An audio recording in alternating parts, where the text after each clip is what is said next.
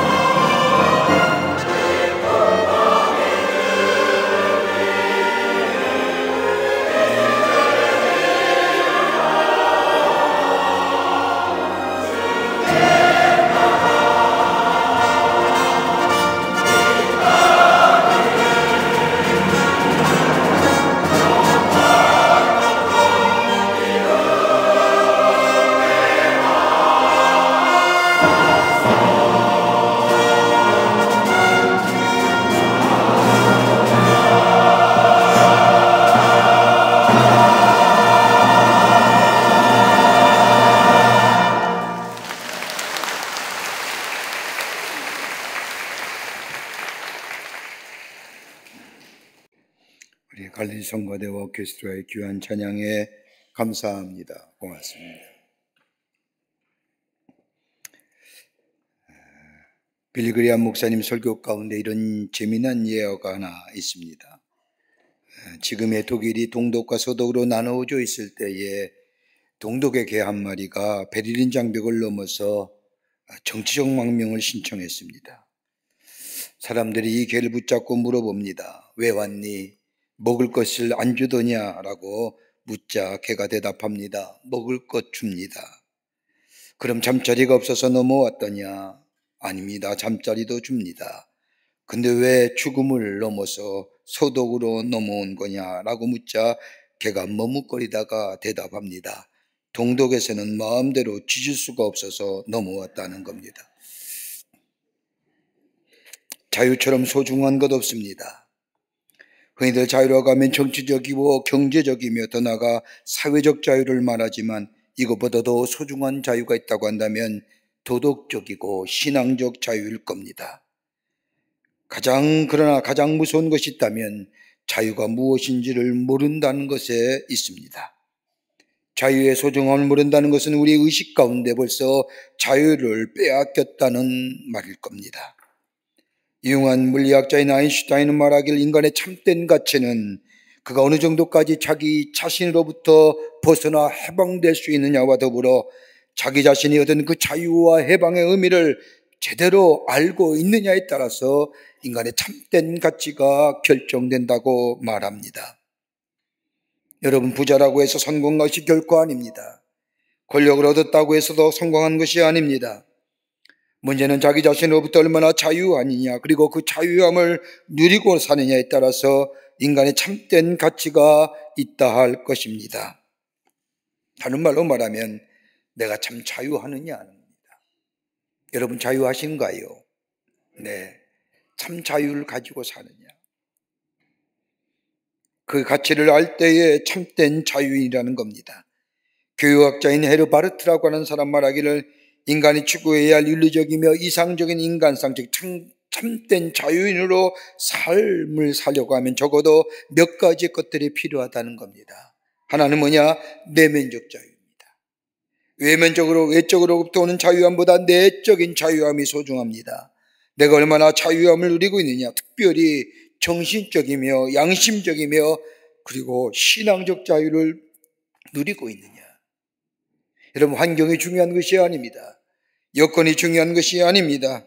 여러분, 정치적이며 경제적이며 사회적인 여건이 자유함을 주는 것, 이것에 대한 관심, 그보다 더 소중한 것이 있다고 한다면 외적인 자유함보다 내면의 자유함을 누리고 사느냐. 두 번째는 절대적 자유를 누려야 한다는 겁니다.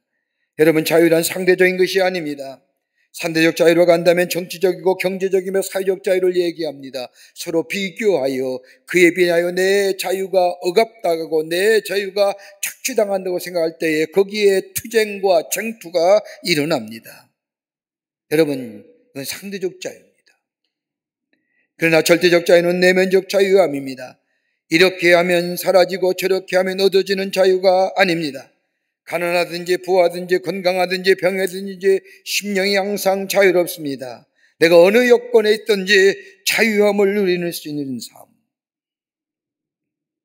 세 번째는 자기 희생입니다. 여러분, 자유인은 자기 희생을 통하여 자유인이 됩니다.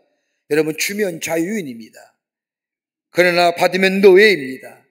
내가 받는 것만큼 좋아한다면 그 사람은 노예입니다. 여러분, 신세 지면 그만큼 갚아야 하고 거기에 매이게 됩니다. 그러나 남에게 베풀며 주고 살면 그만큼 자유롭습니다. 이렇게 본다면 참된 자유는 자기 희생을 통하여 이루어집니다. 또 하나는 자유는 정의에 기초하는 겁니다. 자유는 방종이 아닙니다. 자유는 정의가 있어야 되고 그 위에 자유가 서 있어야 한다는 겁니다. 다섯 번째는 자유는 함께 책임지는 겁니다. 나의 자유로운 행위가 내가 책임져야 하는 겁니다. 나는 방종하고 다른 사람에게 그 책임을 미룰 수가 없습니다. 지게 할 수 없습니다. 내 행동에 내가 책임질 때에 비로소 나는 자유함을 누릴 수가 있습니다. 이렇게 본다면 자유는 주어지는 겁니다. 오늘 본문의 말씀은 하나님이 이스라엘 백성에게 저들의 역사를 상기시키며 오늘 22절 말씀을 보면 애굽 땅에서 종되었던 것을 기억하라고 말씀하십니다. 저 이스라엘 백성의 출애굽의 때에 하나님께서 이스라엘 백성에게 하신 말씀입니다. 여러분, 이스라엘에게 있어서의 출애굽 사건은 마치 해방의 사건입니다. 억압과 부자유함으로부터 해방과 자유를 뜻하는 것이 출애굽 사건이요, 이 출애굽 사건이만큼 이스라엘 역사 가운데 드라마틱한 사건은 없습니다. 아마도 우리나라가 일본의 36제 억압과 악재에 있다가 해방과 자유를 얻은 것처럼 무려 400년 동안이나 노예 생활을 살던 이스라엘 백성, 노예로 태어나 노예로 죽어가던 저들에게 자유와 해방을 얻게 되었다는 것은 상상도 하지 못할 사건입니다. 오직 하나님의 능력과 이적 가운데 일어난 일입니다. 하나님이 모세를 부르시고 그를 새롭게 하셔서 이스라엘 백성에 보내시고 하나님의 능력으로 이스라엘 백성을 애굽의 손에서 벗어나 자유케 하셨습니다. 그런데 문제는 이스라엘 백성에게 있습니다. 값을 치르고 성량하여 정치적으로, 물리적으로, 사회적으로 자유를 주셨는데 저들의 진정한 자유를 누렸느냐? 아닙니다. 자유를 얻었고 해방되었지만 아직 저들은 생활 습성이나 생각이나 자유인이 아니었습니다. 여전히 노예였습니다. 그러기에 조금만 어려움이 있다 할지라도 저들의 입에서는 애굽으로 돌아가자고 말합니다. 자유를 주셨지만 자유를 누리지 못한 이스라엘 백성들. 여러분, 오늘 우리의 현실은 어떤 걸까요? 이 작은 땅, 이 나라가 36년간 일제히 비참하게 우리의 주권을 빼앗기고 펴지 못하고 철저하게 유린당했던 이 나라가 하나님의 도우심을 통하여 해방된 지 오늘로서 79년을 맞이합니다. 이 나라가 일제의 압제로부터 79년이 지났지만 그때의 아픔과 처절함이 아직도 우리의 마음속에 상흔으로 자리 잡고 있습니다. 지워져야 지워줄 수 없는 역사. 해방이라는 것, 자유라는 것, 그저 국제적인 환경에 의해서 이 나라에게 주어진 것이 아닐진데 하나님의 주권하에 이루어진 이 땅의 자유와 독립과 해방, 그런데 그 자유와 독립과 해방의 선물을 가진 이 나라, 그 위의 모습은 어떻는지요? 독립운동을 한 유공자에게 돌아가야 된다. 아니다. 자기들의 공로였다라고 서로의 자기들의 기득권과 자기 주장이 나오면서 서로 간에 큰 상처를 안겼던 역사의 모습들. 지금 우리의 모습은 어떠한지요? 진정한 자유함을 누리고 있는지요? 하나님의 은혜로 우리가 자유와 독립과 나라의 주권이 되찾았지만 그치 간지 벌써 79년의 긴 세월이 흘렀지만 여전히 우리 가운데는 나뉘어지고 갈라지고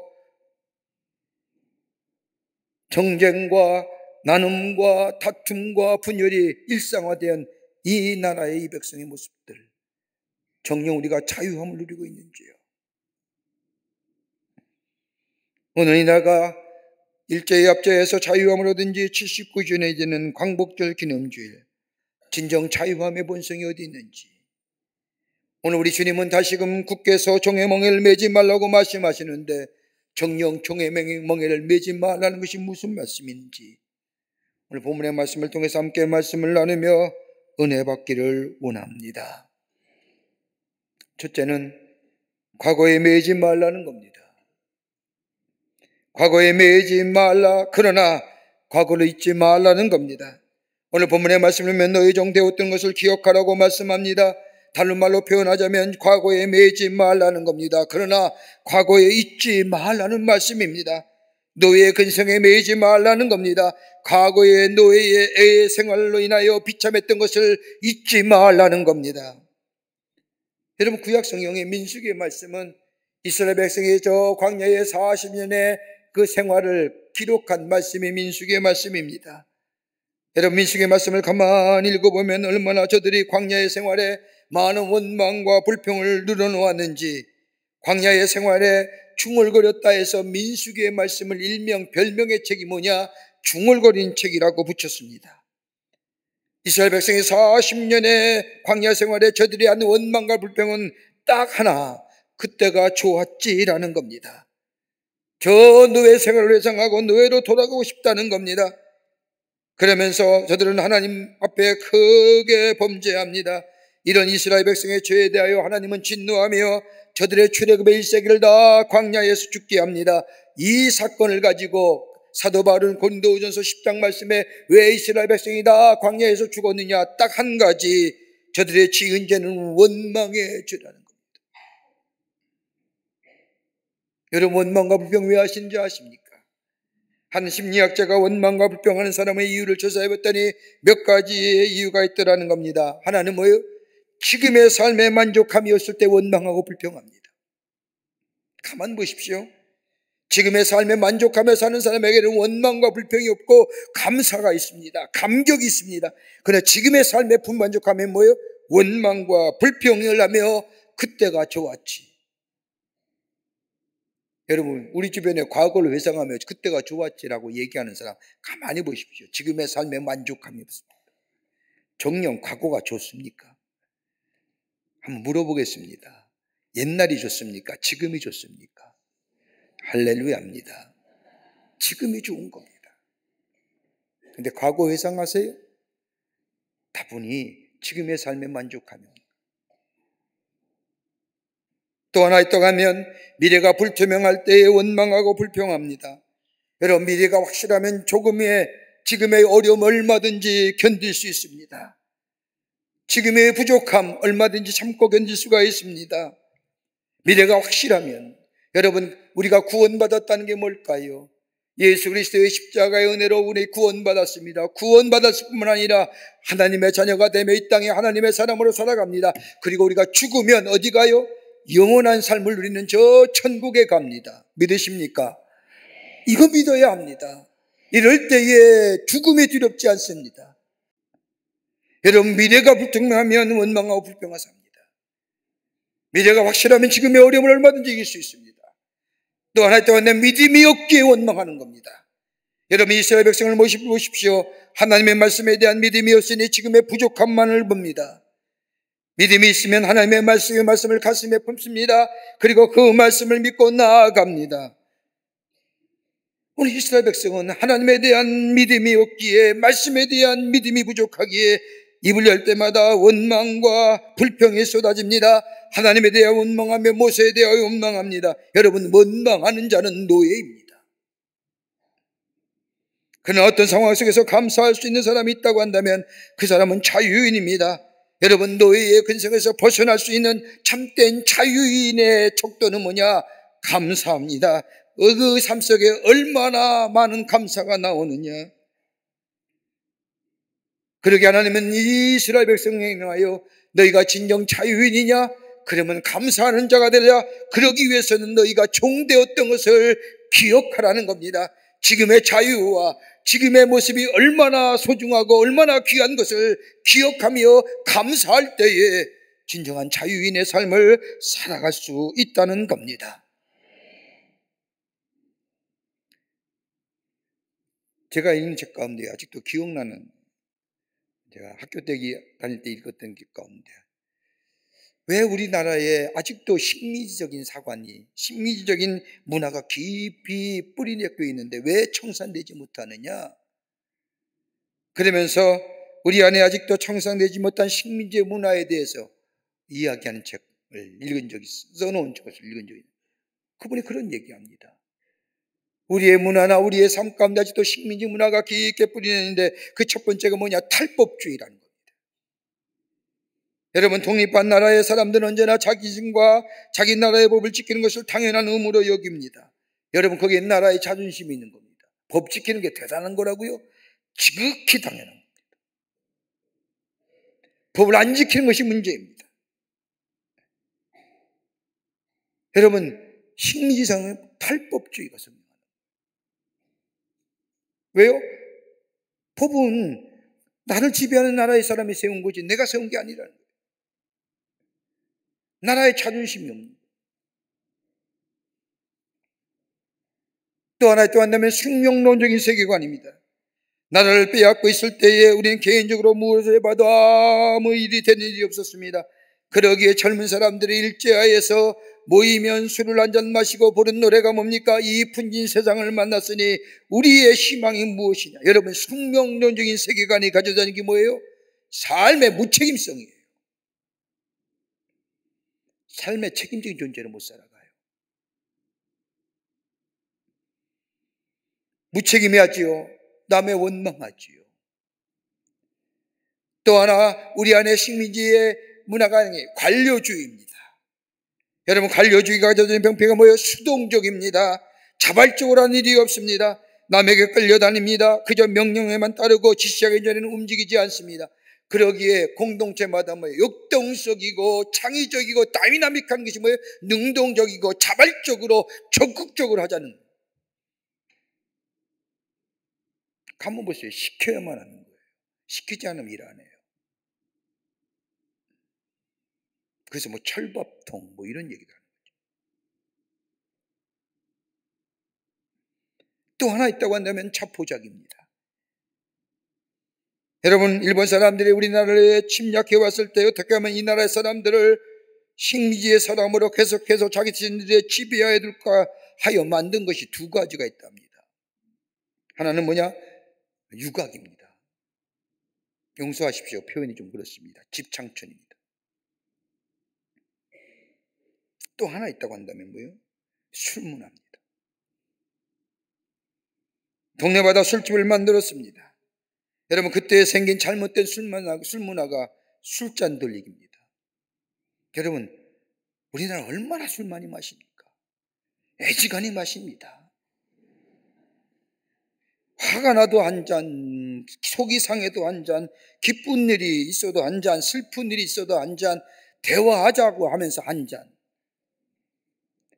애지간히 마셔야 됩니다. 다 술로 해결하려고 하는 거예요. 그러니까 뭐예요? 분노에서 서로 치고받는 거예요. 쓰레기 대역의 문제를 해결하려고 하는 것이 바로 식민지의 문화라는 겁니다. 그러면서 지금의 우리의 문화를 신랄하게 비판한 것을 읽은 적입니다. 이스라엘 백성도 마찬가지입니다. 이스라엘 백성이 했던 원망과 불평을 가만히 보면 가장 많이 했던 것이 뭐예요? 먹고 마시는 일이었습니다.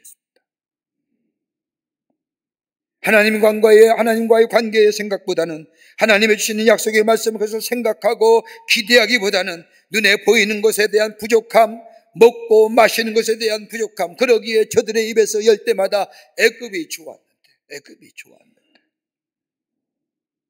이러한 이스라엘 백성을 향하여 하나님은 너는 애굽 땅에서 종되었던 것을 생각하라. 과거에 매이지 말라. 그러나 과거를 잊지 말라는 것. 여러분, 우리의 신앙생활도 마찬가지 아닙니까? 여러분, 우리가 우리의 은혜가 더하기 위해서 과거에 매이지 말아야 됩니다. 과거에 어두웠던 것, 종된 것에서부터 자유로워져야 됩니다. 로마서 8장 1절과 2절의 말씀처럼 그러므로 이제 그리스도 예수 안에 있는 자에는 결코 정죄함이 없나니 이는 그리스도 예수 안에 있는 생명의 성령의 법이 죄와 사망의 법에서 너를 해방하였음이라고 하는 이 선언함과 동시에 8장 3절의 말씀을 보면 율법의 육신으로 말미암아 연약하여 할 수 없는 것을 하나님은 하시나니 그 죄로 말미암아 자기 아들을 죄 있는 육신의 모양으로 보내어 육신의 죄를 정하게 하사라고 하는 말씀. 죄의 싹은 사망인데 죄로 인하여 죽어야 우리를 대신하여 우리 예수님께서 죽으심으로 죄의 싹을 치르셨다는 겁니다. 대속적 죽임을 말하는 겁니다. 하나님께서 자신의 아들을 죄 많은 인간의 모습으로 이 땅에 보내시어 우리를 대신하여 죽게 하심으로 율법의 요구를 충족시키셨다는 겁니다. 그러기에 우리가 얻은 이 자유함은 거저 얻은 것이 아니라 대가를 치러진 자유함이라는 겁니다. 이것을 기억하라. 여러분, 이 땅의 자유가 그냥 이루어진 거예요. 하나님의 역사와 이적 속에 주어진 것이지만 이 땅의 자유와 독립을 위해 희생하셨던 우리 선조들의 나라 사랑, 여러분, 그 희생이 우리에게 자유와 나라의 주권이 회복되고 이 나라가 독립된 것 아닐까요? 우리의 신앙이 그런 것처럼, 우리가 하나님의 자녀가 된 것처럼 이 땅의 자유는 거두어진 것이 아니라 누군가가 우리의 자유함을 인하여 대가를 치렀다는 것을 생각할 때 우리가 과거에 종되었던 것을 기억하며 지금의 자유를 누릴 수 있는, 그로 인하여 감사하며 감격할 수 있는 그런 자가 참된 자유이요, 그 속에 하나님의 더 큰 풍성한 축복이 임하게 됩니다. 두 번째는 진정한 자유는 영적인 자유함에 있습니다. 오늘 본문 말씀 18절의 말씀을 보면 여호와께서 너를 거기서 속량하신 것을 기억하라고 얘기합니다. 속량이라는 것은 다름이 아니라 일정한 값을 치르고 풀어주었다는 겁니다. 저 애굽에서 노예로 살고 있던 이스라엘 백성들, 하나님의 백성이라는 것도 잊어버리고 하나님이 어떤 분이라는 것도 잊어버리고 아브라함이 누구이며 이삭이 누구이며 야곱이 누구인 것조차 다 잃어버렸던 하나님의 백성이지만 하나님의 백성됨을 잊고 살았던 저들, 하나님은 400년이 지난 후에 저 조상 아브라함과 약속했던 그 약속의 말씀에 성취를 이루시기 위해서 이스라엘 백성을 애굽에서 구원하여 주십니다. 여러분, 속량, 일정한 값을 치르고 풀어주는 이유가 어디 있을까요? 다름이 아니라 하나님과의 관계성을 회복시키려 하심입니다. 하나님의 이스라엘이 하나님이 되고 이스라엘 백성이 하나님의 백성이 됨을 관계성을 회복시키려 하나님은 이스라엘 백성을 속량하여 저들에게 자유와 해방을 허락하여 주셨다는 겁니다. 여러분, 우리가 사복음서에 나타난 예수님의 병고침의 사역을 가만히 보십시다. 예수님은 단순히 질병만 고쳐주신 것이 아닙니다. 병을 고쳐주시면서 예수님이 강조하신 것이 뭐예요? 믿음입니다. 믿음이 뭘까요? 하나님과의 관계성입니다. 하나님과의 관계성입니다.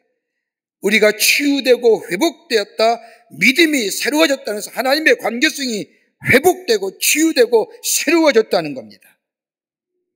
여기에 뭐가 임할까요? 샬롬의 축복이 임하는 겁니다. 평화가 임하는 겁니다. 화평이 임하는 겁니다.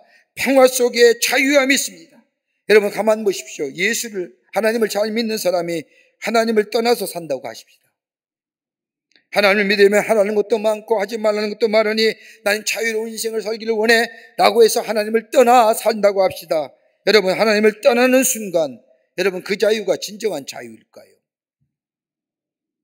그 속에 뭐예요? 그 가운데에 그 순간 타락의 속박의 노예가 되고 고독의 노예가 되고 허무의 노예가 되고, 여러분, 허무와 고독의 자유가 될 수 있을까요? 여러분, 이사야서 60장 1절과 4절의 말씀을 보면 참으로 기가 막힌 말씀이 나오는데, 하나님의 영광의 빛, 하나님의 빛이 비추게 될 때에 60장 4절에 이사야서 60장 4절의 말씀을 보면 내 눈을 들어 사면을 보라, 무리가 다 모여 내게로 오느니라. 내 아들은 원망에 속했고 내 딸은 안지에 올 것이니라. 무슨 얘기일까요? 화평의 역사가 하나님과의 관계성이 회복될 때에 거기에 모든 사람과 더불어 화평함과 더불어 평화가 임한다는 겁니다. 이것이 영적인 자유함입니다. 이 자유를 누릴 수 있는 것이 그리스도. 여러분, 인도나 태국에 여행하신 분들은 한 번쯤 다 코끼리 보신 적이 있을 겁니다. 사진도 찍고 그러더라고요. 여러분, 인도나 태국에서 야생 코끼리를 잡아 길들이기 위해서는요, 그렇게 하기 위해서 일단 어린 코끼리를 유인하여 우리에 가둔다고 합니다. 그리고 발에 어느 정도의 길기에 구운 쇠사슬을 채우고 쇠사슬 한쪽 끝에 든든하고 우람한 나무 기둥에 코끼리를 묵어둡니다. 그리고 우리의 문을 열어 자유롭게 움직일 수 있게 해줍니다. 아기 코끼리는 어떻게 했는지 쇠사슬에서 벗어나려고 발부둥쳐지만은 우람한 나무 기둥은 꿈쩍하지 않습니다.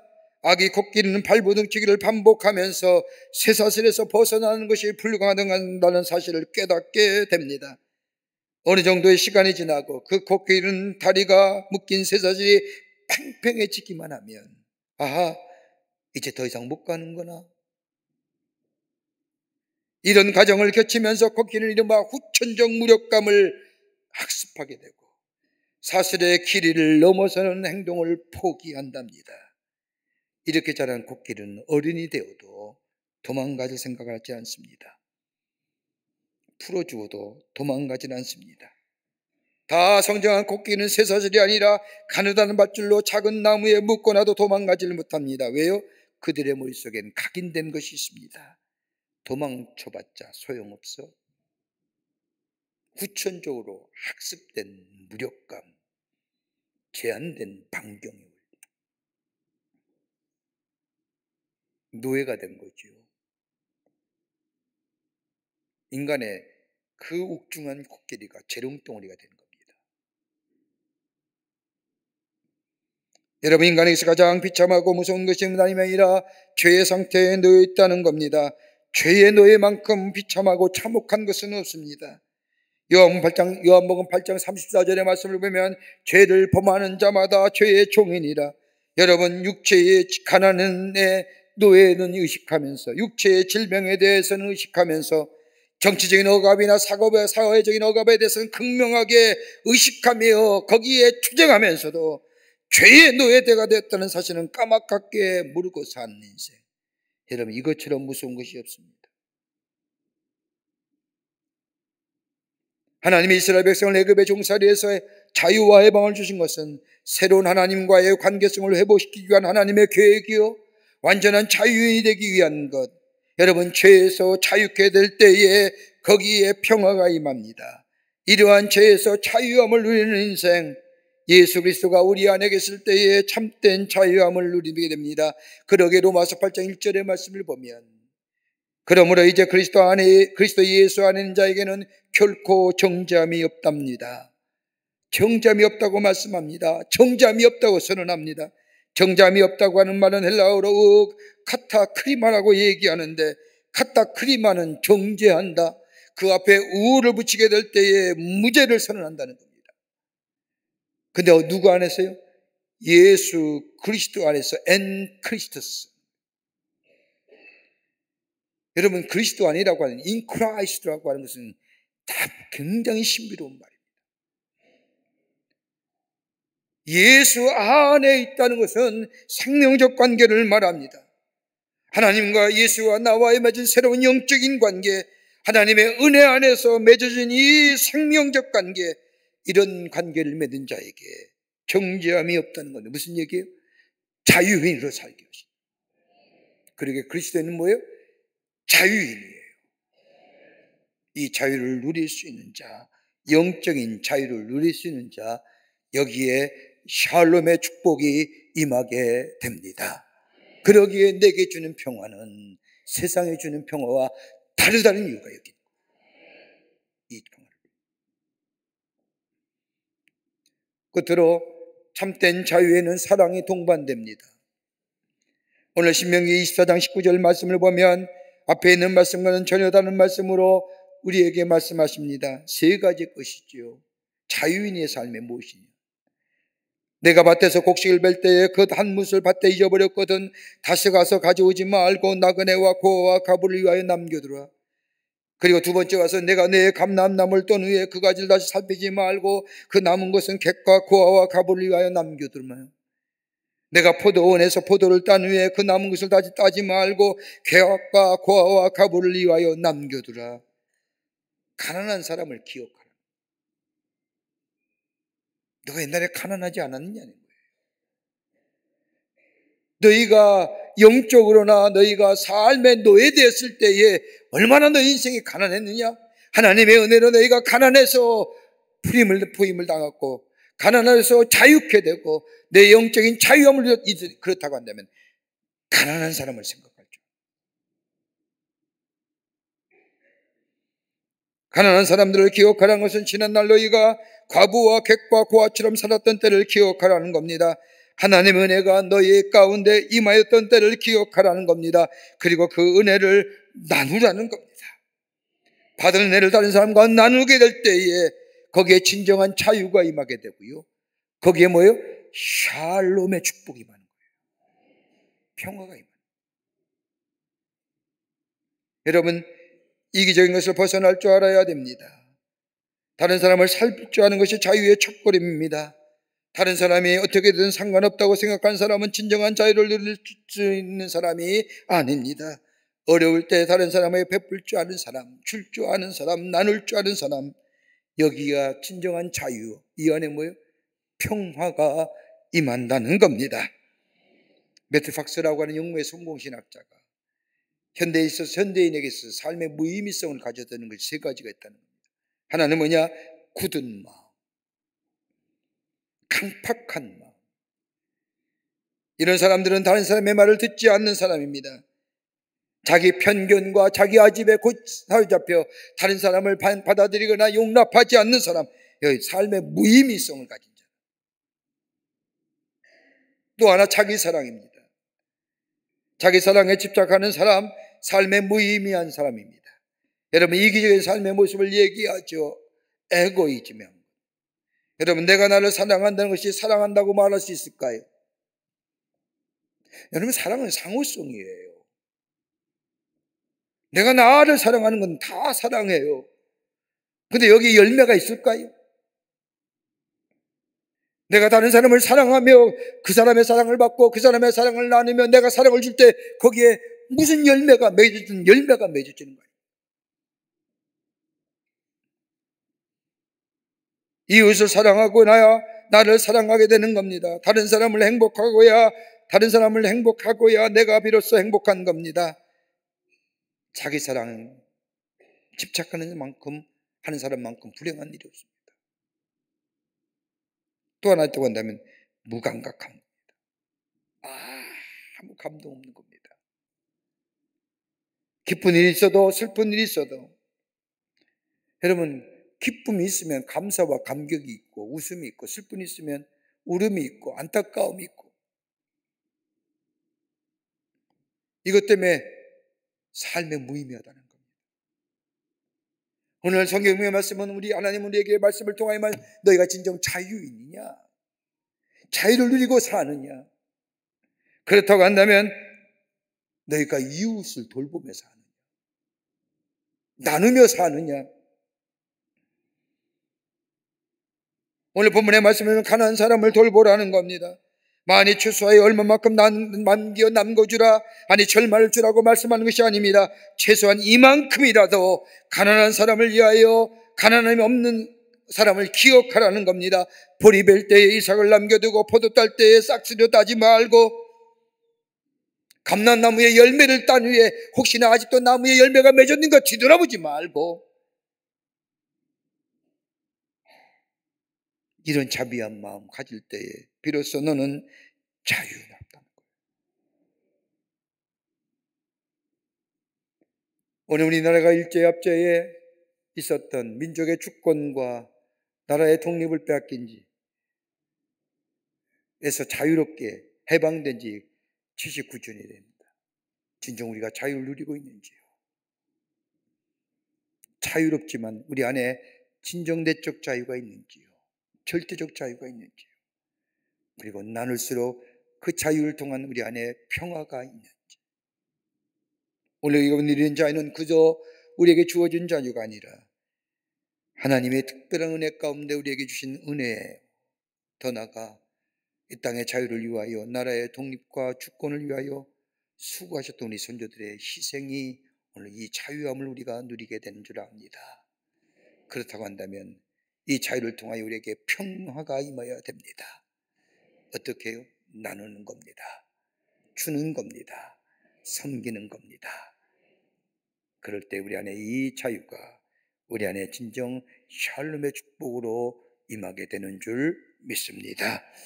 이 은혜를 누리며 사는, 이 자유를 마음껏 누리며, 그리고 이 땅의 자유를 위해 수고했던 이들을 기억하며 살아가는 여러분과 저와 되시기를 주의 이름으로 축원합니다. 하나님 감사합니다. 저희를 주께서 사랑해 주시고 하나님의 자녀 삼으심에 감사합니다. 우리를 죄에서 자유케 해주시고 참된 자유인으로 살아갈 뿐만 아니라 이 땅의 일제의 어두운 가운데 있었던 때 하나님의 은혜로 아버지 이 땅의 자유와 독립과 자주를 허락해 주신 그 하나님의 놀라운 은혜, 벌써 79년이라는 긴 세월이 흘립니다. 진정 우리가 자유하며 살며 그 안에 평강의 삶을 누린지 다시 한번 돌이켜보며 내게 준 이 자유 소중히 여기며 평화를 이루어가는 저희들이 되게 하여 주시옵소서. 성령이 도우실 줄 믿으며 예수님의 이름으로 기도하옵나이다. 아멘.